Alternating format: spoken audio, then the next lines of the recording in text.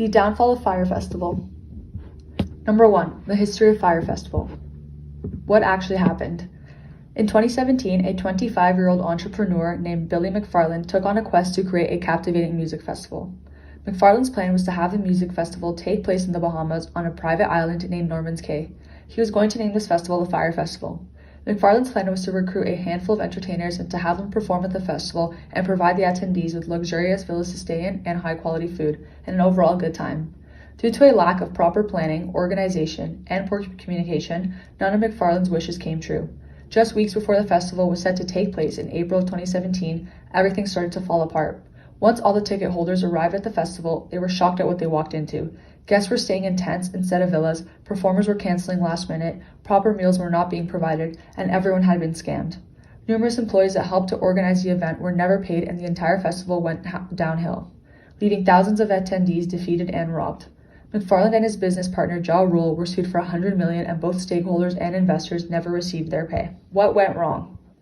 Many different aspects went wrong within the organization. Despite the fact that McFarland was considered to be a tech-savvy entrepreneur, he did not know what he was getting himself into.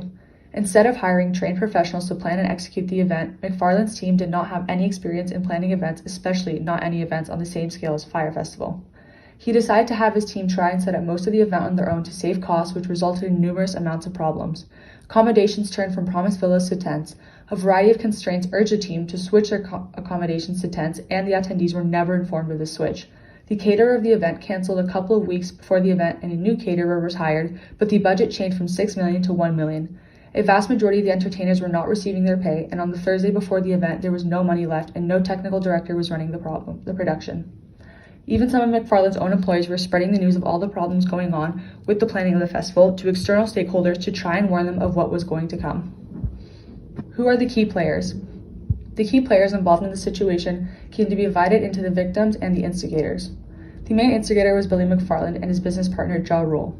Billy was the creator of the Fyre Festival and was the one person to be held accountable for all the complications held throughout the planning stage. McFarland's failure to hire trained professionals and not inform any attendees about the various changes throughout the planning stage, such as the accommodation change and the location change, was a big downfall. He began to sell tickets for premium housing when it never existed. Billy also chose the location of Great Exuma, which lacked proper infrastructure and put the safety of the attendees at risk. The victims were the attendees of the festival, the investors, and the external employees who helped set up the event. The attendees were scammed by McFarland as he had them paying ticket prices that did not compensate for their terrible experience at the festival. Investors loaned their money to Fyre Media and were promised to be paid back, but the money did not end up going where it was supposed to, and investors were robbed. Island locals were promised to be paid for their due diligence in helping set up the festival, but they were never, and many angry guests, stakeholders, employees, and investors were demanding from McFarland, but he never reached out. What was the impact? The impact of this event was detrimental to all of the players involved. Attendees were greatly impacted by being scammed for the price they paid. Nothing that was promoted to them in the trailer for Fyre Festival was granted. The ticket holders were never informed about the numerous amount of changes, and influencers were canceling because of Fyre Media's failure to pay them. Employees were quitting due to their internal disagreements going on within the organization, and the local workers were never to be paid. McFarland ruined his reputation completely and lost all of his consumers' trust and fellow employees.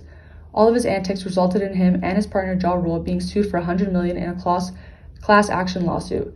Millions of dollars were lost in profit, and McFarland was left with an extensive list of debt to pay off due to the failure of the event. Now we will determine the root cause of the festival's failure. The Fyre Festival was a failure because expectations were not met. Fyre Media failed to deliver the experience that was advertised to the consumer. What was supposed to be a music festival had 0 live performances. The food was scarce and nothing like what was promised. There was a shortage of accommodations, and the few that they had available were a far cry from what the consumers were expecting. Additionally, guests had a nightmare trying to get their luggage, and workers weren't paid as promised. The expectations for the festival were not met because they were almost impossible to achieve. Fyre Media didn't have the funds, planning, or resources to deliver the festival experience that they promised to the public. They made too many promises that they simply could not keep. The general public perceived the festival to be of high-end luxury, and as a result, many invested their time and money into it. How a perceiver interprets a target is influenced by the situation. With the perceiver being the general public and the target being the festival itself, the situation was manipulated by Fyre Media, having hired popular influencers to promote the festival to their unsuspecting followers. As a result, consumers believed the festival to be legitimate and ticket sales increased. Furthermore, the company altered the public's perception of the event by deleting any negative comments about the festival on social media. And finally, Fyre Media falsely claimed that the lower priced tickets were sold out in order to increase sales of the more expensive tickets. Fyre Media had a weak company culture that contributed to its disorganization. The culture amongst the Fyre employees was very toxic. Instead of tackling issues and facing them head-on, they were thrown under the rug or dealt with by McFarlane himself. When he would solve these issues, he would cut corners. Having the weak culture that they did, employees often blindly conformed and did whatever their leader said. Contrary to an organization with a strong culture, Fyre Media lacked coordination, conflict resolution, and had zero financial success. As demonstrated in the textbook, the founder of an organization plays an important role in the company culture. Finally, the root cause of Fyre Festival's failure can be traced back to Billy McFarlane's weak leadership skills. As the textbook states, just because someone has a formal leadership role does not indicate that they display any real leadership. This is the case with Billy McFarlane. While McFarlane may have possessed some leadership qualities, such as being able to motivate his staff, at least in the early stages, and gaining their commitment, he resorted to tactics like calling his employees family. While on the surface this may seem like a good way to boost morale and employee satisfaction in an organization, it often leads to employees becoming more emotionally attached to the organization, which can have negative consequences. Research shows that overly loyal people are more likely to take part in unethical acts in order to maintain their jobs, such as being secretive to investors about the true state of the organization. Additionally, employees are less likely to report unprofessional or even illegal business practices when they feel a closer connection to the perpetrator. In the case with Fyre Media, fear tactics such as a witch hunt were used to ensure employees stayed quiet about the true disorganized state of the company. McFarlane's position as head of Fyre Media and co-host of the festival gave him legitimate power and influence. McFarlane used coercive power to keep his employees quiet about the internal state of the company, and to fire staff who brought up legitimate concerns. As predicted by the textbook, his coercive basis of power provoked resistance from his employees. For example, one employee even leaked negative information about the internal state of the company. Planning alternatives. As a consultant to McFarlane, I created 5 planning alternatives to help create a successful festival. These 5 are creating a team with experienced employees, creating a realistic budget, creating a risk management plan, having customer transparency, and creating a strong business plan. The first major issue with the festival was that the team consisted of no experienced employees. Some pros of having experienced employees would be that they would have the knowledge of how to run a successful festival, they could provide guidance to the team, they would be able to troubleshoot when issues arrived, and they could provide suggestions on how to improve the event. Some cons could be that they could potentially overstep due to being more knowledgeable than other employees, and they could cause McFarlane and others in charge to feel threatened if they take on more responsibility. The second issue was that they lost so much money and spent more money than they had. This could have been prevented by having a realistic budget. Some pros of having a realistic budget is it can prevent the company from going bankrupt, could make the festival more affordable to customers, and would prevent them from having to turn to illegal means to make money. Some cons would be that it would prevent McFarlane from overindulging in expensive luxuries and would show McFarlane that his dream is unrealistic due to the amount of money that goes into this. To put this all into perspective, the Fyre Festival occurred at the end of April in 2017, and it wasn't until March 2017 when the team behind the festival realized how much money they had spent. Some financial issues that came to light include the $200 million spent on alcohol, the $400,000 needed to pay local workers who constructed the festival grounds, the $400,000 to transport enough toilets for guests, the $6 million to pay original catering company, and the hundreds of thousands of dollars needed for custom fees due to all the equipment and supplies that needed to be shipped from the USA.